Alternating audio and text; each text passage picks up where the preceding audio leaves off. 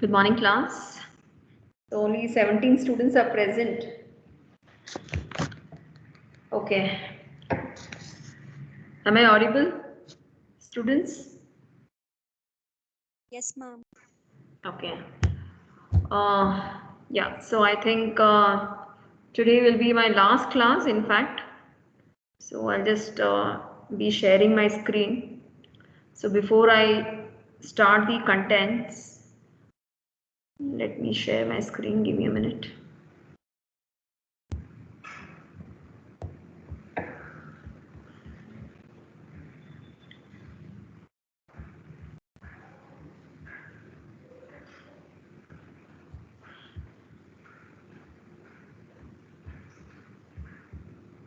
Yeah, the screen is visible, students? Yes? It's visible. Okay. So I think you all would have received the third IA timetable, so which is commencing from coming Monday onwards. Okay. So I think only from my side, with respect to module 5, only few slides are left out. Otherwise, if I complete those slides, it is like 100% portion completion with respect to the subject information management system. Okay.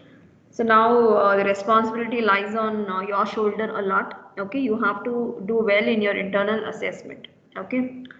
So yes, and I'm happy that with respect to this subject, even though in spite of knowing the fact that it is theory subject, but still all of you, I mean, whomsoever, I think 27 students who have enrolled in this course or in this elective, you people have shown a lot of interest with in order to complete the assignments or the activities what I have assigned. So good with respect to that. At least you people were involved, but always I have a complaint that you people are less interactive. So I hope you will be improvising on that particular aspect as well. Okay. So yeah, a lot of team activities and assignments you have done, which is not actually related to the curriculum. It is something beyond the content of the syllabus or something beyond the curriculum as well. So I'm happy that you people have learned something. Okay. Yes, and coming to the portions, 1 minute. I'll just share the syllabus with you.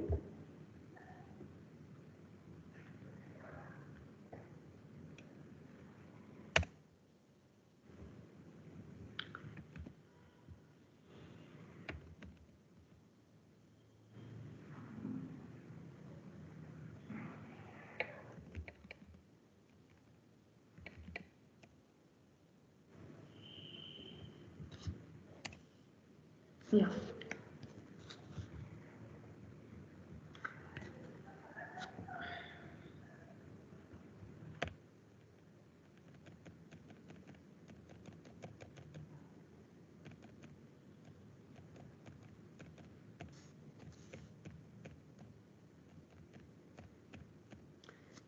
So in fact, very shortly I'll be conducting one class meeting also to give you some details regarding the closure of the current semester and what are the things what you need to do in with respect to the seventh semester. Okay, so all those things I'll be discussing to the entire class. So with respect to your third IA portions, it is yes, half of your fourth module and the complete fifth module. Okay. So 30 marks question will be asked from fifth module and 20 marks question will be asked from fourth module. Okay, students. And you can refer the question papers and the assignment what I'll be posting. Okay, maybe by today end of the day you will be receiving one assignment as well. Okay, so based on that, I think you can prepare well for your third IA. Okay, Kushal is there? Yeah, Kushal. Kushal. Yes, ma'am. So when are you planning to give your second IA, or have you given? Or what is the status? Second I have given, ma'am. First IA then? That I have to give. You please complete it before the commencement of third IA. Okay. Okay, ma'am. You just let me know. Maybe tomorrow you can take up. Okay.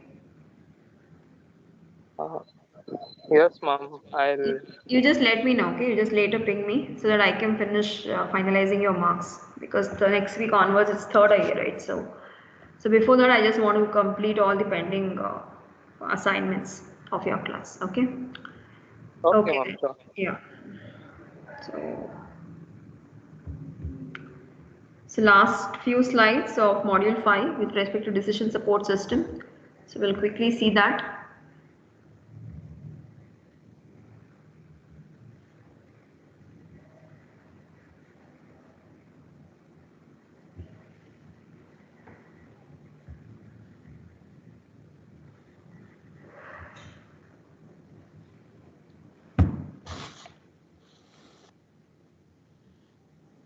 Yeah. So prepare well and yes, diagrams are important and briefing about the diagrams also is important again point wise. So I keep insisting you in order to get very good scoring marks with respect to theory subject, you people need to plan and write your answer, okay, on the answer script. Okay, so which will help you to fetch more marks. So all this we have done, OLAP, visualization systems.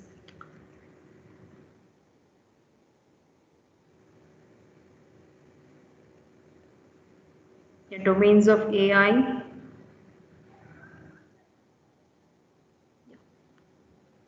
So I think we were discussing about this expert systems, right?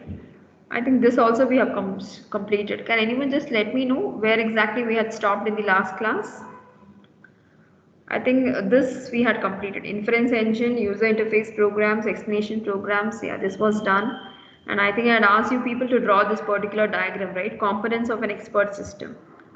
Have you drawn all of you? Yes, students? I think I had asked you people to draw this particular diagram, components of an expert system. Have you drawn it? Yes, ma'am. Okay. So again, I think we discussed in fact this slide also case based, that is use case. I was giving some examples of use case, and again frame based also we have done, object based.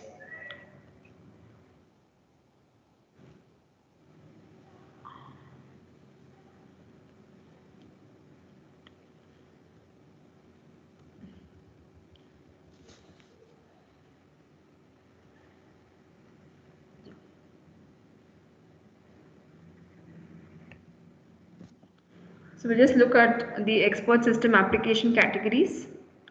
So 1 minute.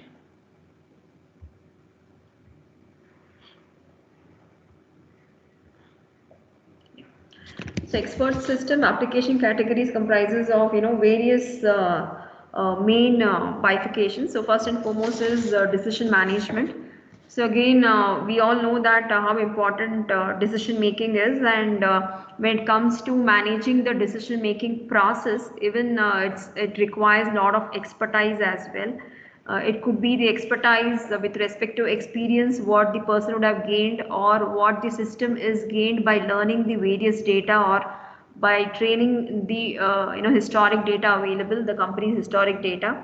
So decision management itself is a one category. In fact, so the applications are again loan portfolio analysis. So we know that how important it is for the bank application to make a decision whether the loan is to be given for one particular customer or not, right? So even though we know that yes, the banking applications are existing to serve the customers, and based on their needs and their requirements, they are always ready to offer the loans, but still the bank application or the bank people, they will do a complete thorough survey or a background check of the customer to whom they are lending the loan, because ultimately they have to figure out whether the customer to whom they are availing or lending the loan will be in a position to repay the loan successfully or not. Okay, so that is important. So a lot of analysis is required with respect to loan portfolio analysis. Next is employee performance evaluation. So when it comes to assessment or appraisal, yeah, we generally in organization it is called as appraisal interviews. Okay, appraisal interviews. So what happens here is, yes, definitely the employee performance need to be measured. It needs to be evaluated. Okay, whether the employee's performance is measuring all the whether the employee's performance is meeting the objectives of the defined goals with respect to the company or the not. Okay, and how well the employee was delivering his or her performance with respect to the team. As a team, how was the employee performance, and as an individual, how was his or her performance, right? So based on certain parameters, the evaluation process will be carried out and appraisal will be done for the employee. Okay, maybe you would have heard from your siblings, or somebody who's senior to you or elder to you, that they might inform you, saying that yes, I have got a hike in my appraisal interview, or I performed exceedingly well in my appraisal interview, right? Because they feel happy because they would have met certain parameters or most of the parameters, and they will be very confident enough, and they know that yes, they are eligible or they are liable to get the extra hike or the bonus. It could be 15%, 20%, whatever, 20% of the CTC or 30% CTC. And generally the employees who work in the software companies, they speak with terms of CTC. So can anyone tell what is CTC? What is CTC, students? Students, what is CTC? Don't tell me Chetan sir, huh? Chetan C. What is CTC with respect to company? Anybody? Students, what is CTC?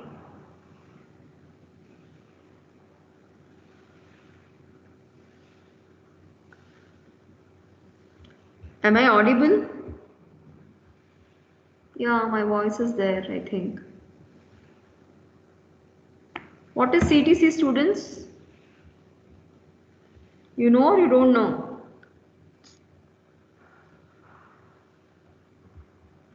Yes, come on. I think you all have simply joined the class.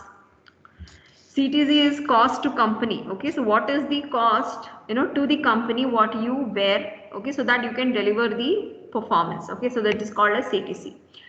Next is insurance, underwriting. So even with respect to, to claim the insurance which we would have, availed, even that requires a lot of expertise as well. Okay, insurance underwriting. So this is one category, and second one is diagnostic or troubleshooting. So even the troubleshooting process, requires a lot of expertise in the respective field or domain.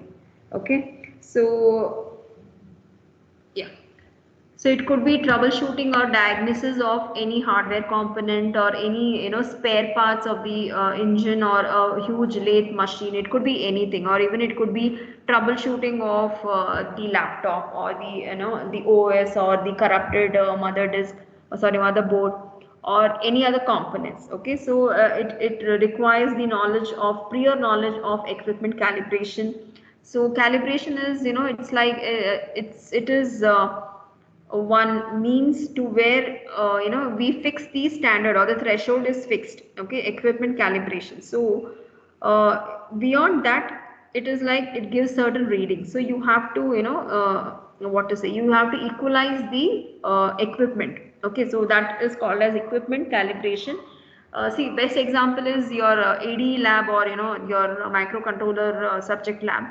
So what happens in those laboratories is, before you check the output in the form of whether it could be a sine wave or square waves or rectangular waves, you need to set the CROs, right? Manually you need to set. So that is nothing but calibration, so that you can get the actual result or actual waveforms in the proper manner.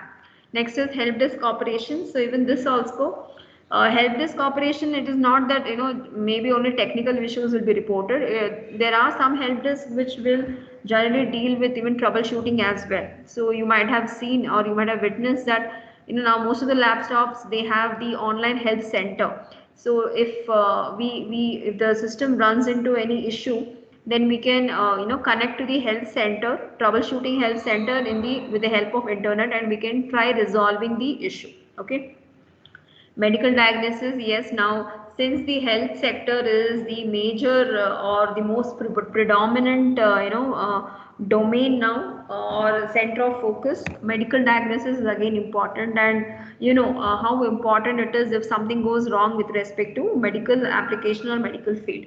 Similarly, even the software debugging as well. Okay. So yeah, next again it continues design configuration. So design or configuration. So it is like computer option installation.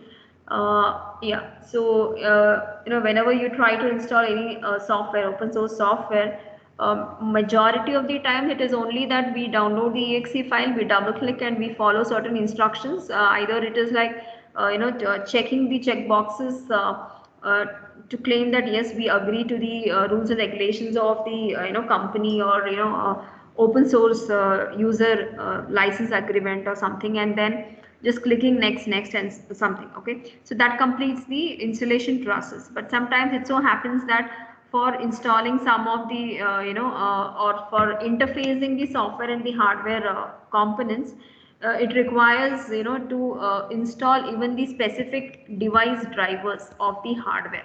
Okay, so this requires some configuration, maybe certain initial configurations which should be done during the boot process, or the boot time, or when the OS get loaded. That is, we say that what is that, when the loader runs initially, we can go to the settings mode and we need to change some configuration. So that also becomes important. So it could be computer option installation, manufacturability studies, communication networks as well. See, in most of the high-end devices, that is high-end laptops especially, the Bluetooths or the Wi-Fi will not be enabled. Majority of the high-end laptops have this issue, so they have to rectify it during the boot time. You people need to go to the settings and you need to enable it, because it will be disabled by default, right? So it is like communication networks as well, because again Wi-Fi is one type of communication network. So certain configurations or certain details or the internal intricacies what you deal with the design of the system or the overall component, it requires the expertise or expert system is required, okay, to tackle the situation. Similarly, next one is selection or classification. So here it is material selection. Again, what type of material should be required or selected for the manufacturing process. Even that selection of the material, raw material, even for that expert system can be used.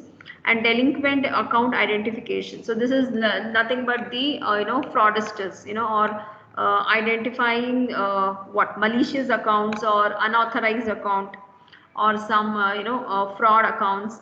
So identifying such accounts also is equally important. Now, since everything is become digital, it's very difficult to trust whether it is the correct what to say, whether it is the correct server with which we are communicating or trying to make transactions. So even that is important. Okay, account identification. And information classification, even this is also important, because classification itself is very important, because we have so much of abundant data available when we start browsing the system. It could be that we might start with one particular browser by keying in one particular keyword, but the moment, or the moment we hit enter, the number of options what the system will provide to us, it is enormous. And we just start exploring by clicking any one of the link, and we might be taken to so many different web pages, and we might get connected to so many different servers, even without knowing, or knowing or unknowingly, we can connect, or we can explore, or we can we can reach to any link or hyperlinks, right?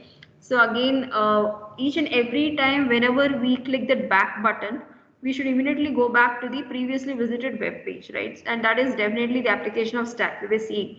But also the web logs, the logs which will be maintained by the browsers, they should also classify this particular user on this particular time, which are the current web pages which were visited. So again, how they will classify the web pages visited and how they will understand the user behavior, user online behavior. So again, for this, information classification is required. Okay. Next, suspect identification. Yeah, this is also important because something which is not normal or abnormal behavior in the online mode, that leads to what, some suspicious or malicious activity. So that identification is also one of the application of expert system.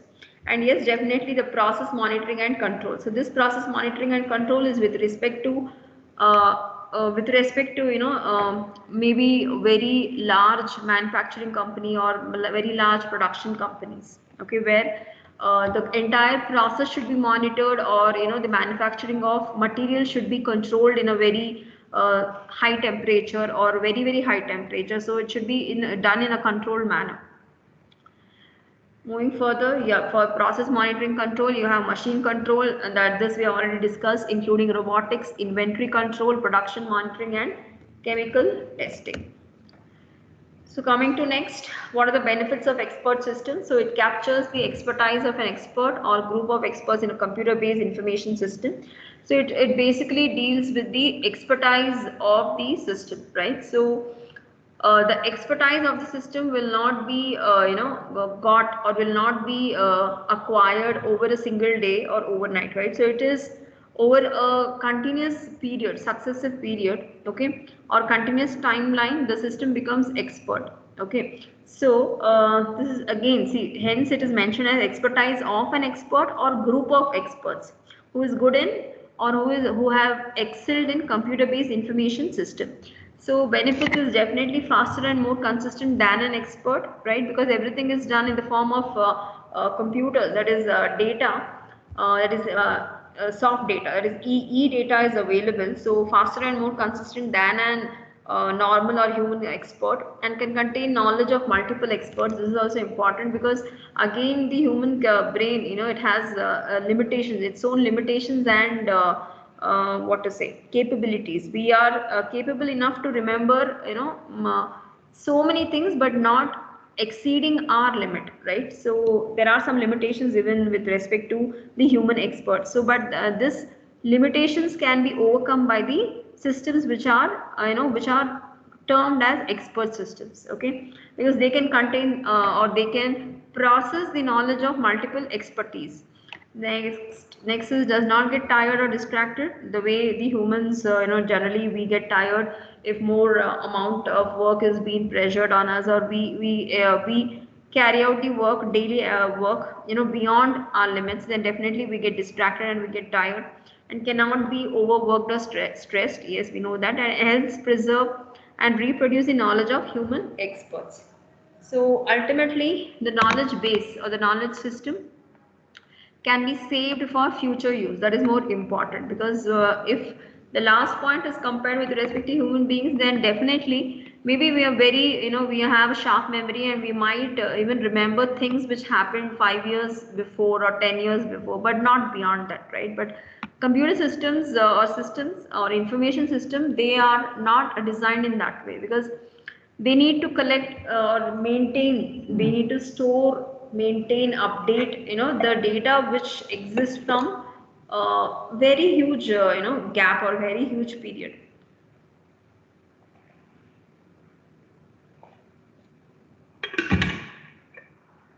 Yes,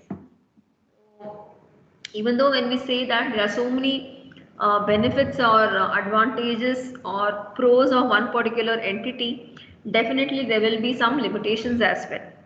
So coming to limitations, the major limitations of expert systems are limited focus, inability to learn, maintenance problems, development cost, can only solve specific types of problems in a limited domain of knowledge. Okay, again we know this because expert systems are designed and developed by human beings, right? So once we think of developing one particular expert system, having proficiency or expertise in one particular domain, then having the same system expertised in different domain requires some sort of exercise and intervention from both system as well as from human side, right?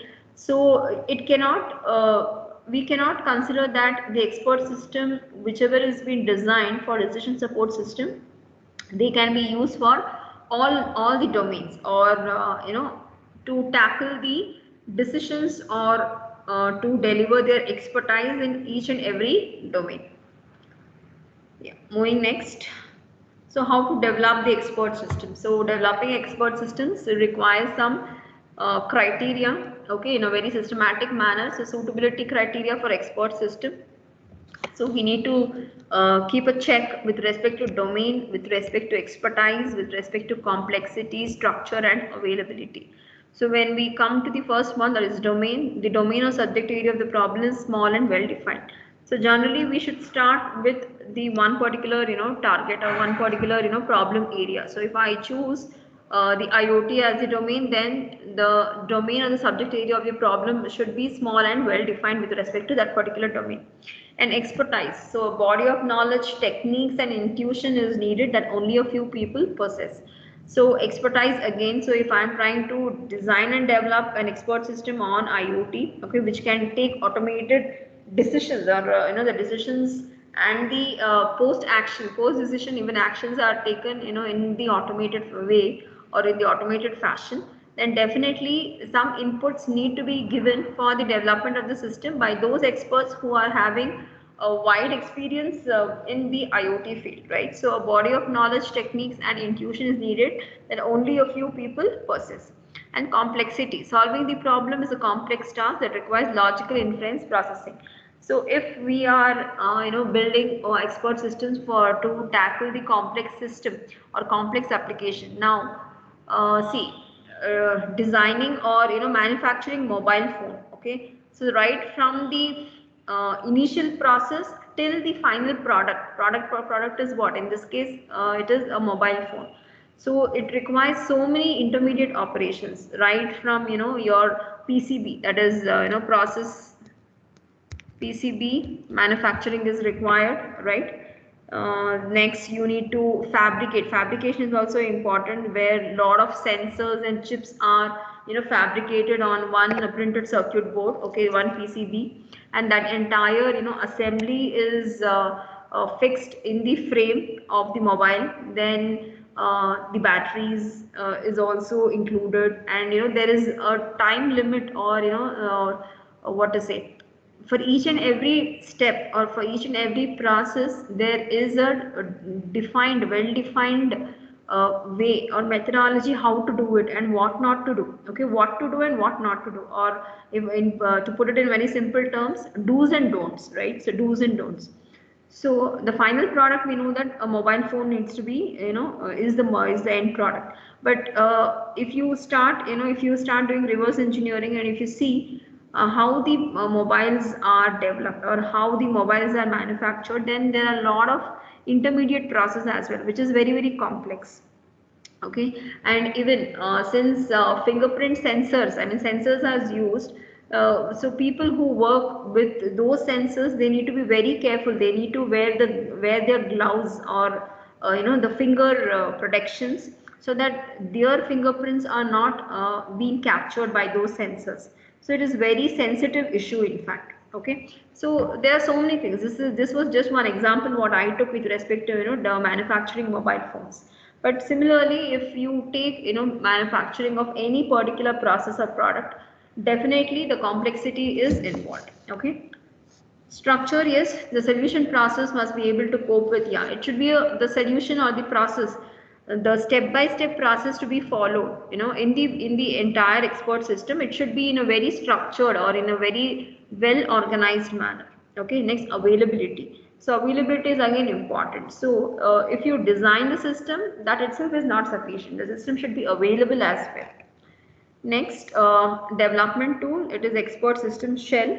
So the easiest way to develop an expert system is by using system shell. So a software package consisting of an expert system without its knowledge base, and it has an inference engine and user interface programs.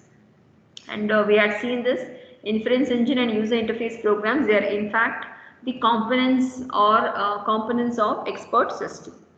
Knowledge engineering, again, this is something similar to data engineering, not similar, but yes, the pattern extraction and engineering, because in what engineering is what?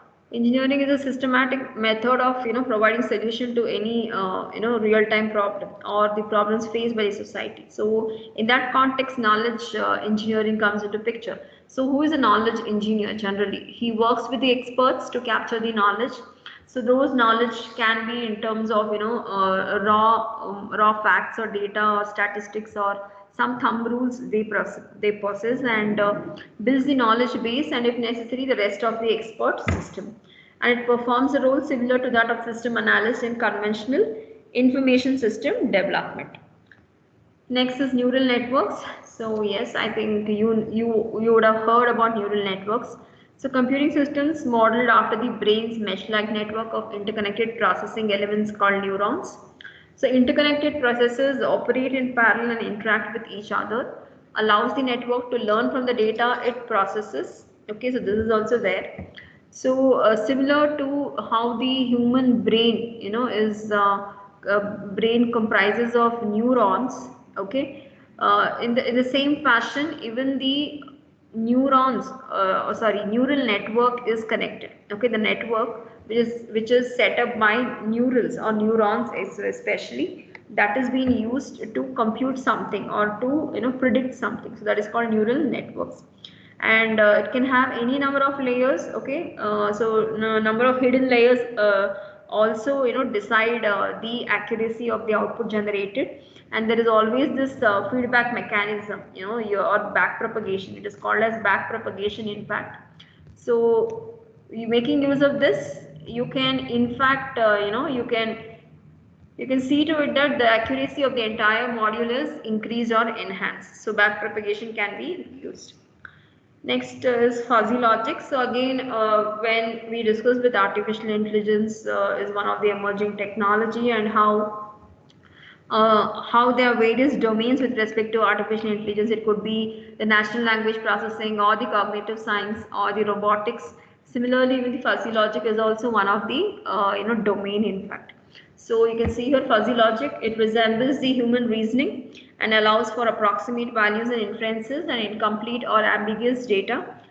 So fuzzy logic is generally, in fact, fuzzy logic is extensively used in developing AI systems. So this you should know. So it